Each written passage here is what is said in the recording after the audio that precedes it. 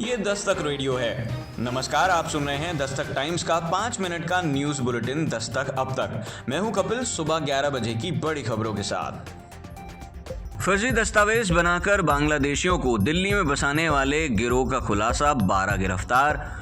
फर्जी आधार कार्ड, मतदाता पहचान पत्र व अन्य दस्तावेज बना बांग्लादेशियों की घुसपैठ कराने वाले गिरोह का पर्दाफाश करते हुए पुलिस ने 12 आरोपियों को गिरफ्तार किया है।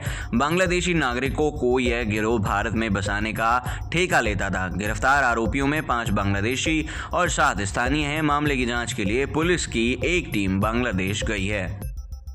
पहाड़ों पर बर्फ की चादर, दिल्ली में बारिश, हवाओं ने गिराया पारा। भीषण ठंड और बर्फबारी के चलते पहाड़ों पर बर्फ की सफेद चादर बिछ गई है। जम्मू कश्मीर, हिमाचल प्रदेश और उत्तराखंड में पहाड़ बर्फ से लदे हुए हैं। इससे सैलानी रोमांचित हो रहे हैं। हालांकि इससे दुश्वारियां भी बढ़ गई हैं। वहीं बर्फबारी और ठंडी हवाओं के असर से मैदानी इलाकों में पारा गिर गया है, जिससे कड़ाके की ठंड ने पांव पसार लिए हैं। मानव अधिकार आयोग की नियुक्ति पर कांग्रेस को ऐतराज, कहा सब पहले से तय। राष्ट्रीय मानव अधिकार आयोग के अध्यक्ष पद पर सुप्रीम कोर्ट के पूर्व न्यायाधीश जस्टिस वी और सदस्यों के रूप में प्रियांक कानूनगो व झारखंड हाई कोर्ट के पूर्व चीफ जस्टिस विद्युत रंजन सारंगी को नियुक्त किए जाने पर नियुक्त समिति के सदस्य मल्लिकार्जुन खड़गे और राहुल गांधी ने सहमति दर्ज कराई है। कांग्रेस नेताओं ने तर्क दिया कि एनएचआरसी का काम हाशिए पर पड़े लोगों के मौलिक अधिकारों और मानव अधिकारों का संरक्षण करना है। ऐसे में जरूरी है कि इसका प्रतिनिधित्व समाज के अलग अलग समुदायों से आए विद्वान करें। दोनों नेताओं ने कहा कि चयन प्रक्रिया त्रुटिपूर्ण थी। वैष्णो देवी के श्रद्धालुओं की परेशानी बढ़ी, कटरा 3 दिन के लिए बंद।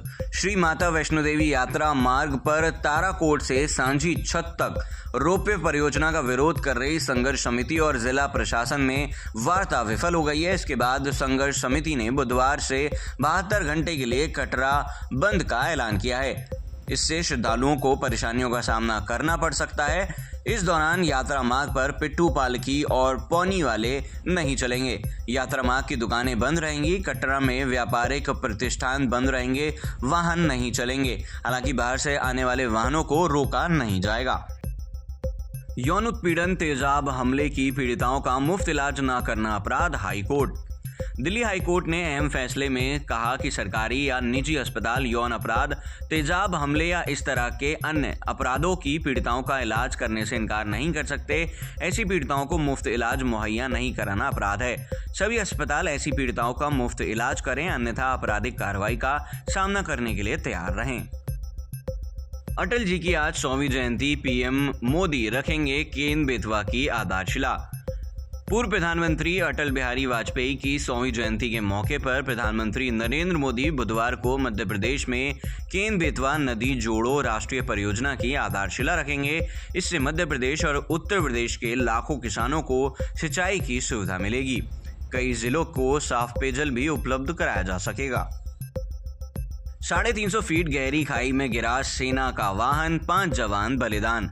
जम्मू कश्मीर के पुंछ में दर्दनाक हादसा, 5 सैनिक घायल, सभी की हालत गंभीर।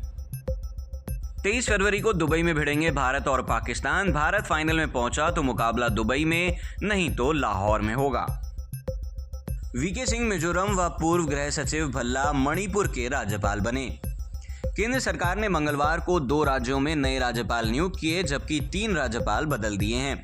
मोदी सरकार के पिछले दोनों कार्यकाल में मंत्री रहे व पूर्व सेना प्रमुख जनरल डॉक्टर वीके सिंह को मिजोरम और पूर्व केंद्रीय गृह सचिव अजय कुमार भल्ला को हिंसाग्रस्त मणिपुर का राज्यपाल नियुक्त किया गया है। नागरिक अधिकारों की रक्षा सुनिश्चित कर रहे नए आपराधिक कानून, अमित शाह।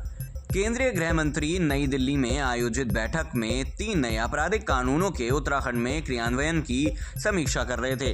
शाह ने सीएम से कहा कि राज्य में नए कानून पर 100% अमल कराएं। नए कानून नागरिक केंद्रित हैं। तकनीक के इस्तेमाल पर जोर देते हुए गृह मंत्री ने कहा कि हर जिले में 1 से अधिक फॉरेंसिक मोबाइल वैन उपलब्ध हो। दर्ज की गई 0 एफआईआर में से कितने में न्याय मिला व कितनी अन्य राज्यों को स्थानांतरित की गई, इसमें नियमित मॉनिटरिंग होनी चाहिए। सीएम को हर 15 दिन और सीएस और डीजीपी को सप्ताह में 1 बार नए कानून के क्रियान्वयन की प्रगति की समीक्षा करनी चाहिए। बर्फबारी से उमड़े पर्यटक, चमोली ऊखीमठ हाईवे बंद।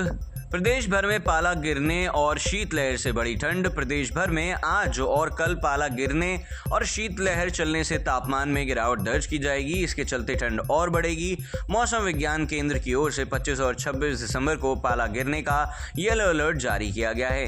हालांकि दिन में मौसम शुष्क रहेगा। मंगलवार को गंगोत्री का न्यूनतम तापमान -20 डिग्री और अधिकतम तापमान -12.5 डिग्री, यमुनोत्री में न्यूनतम -8.9 और अधिकतम -2.5, केदारनाथ में न्यूनतम -13 व अधिकतम -8 डिग्री रिकॉर्ड किया गया। वहीं देहरादून जिले के चकराता में भी खूब बर्फबारी हुई। सुनते रहिए दस्तक टाइम्स का 5 मिनट का न्यूज़ बुलेटिन दस्तक अब तक।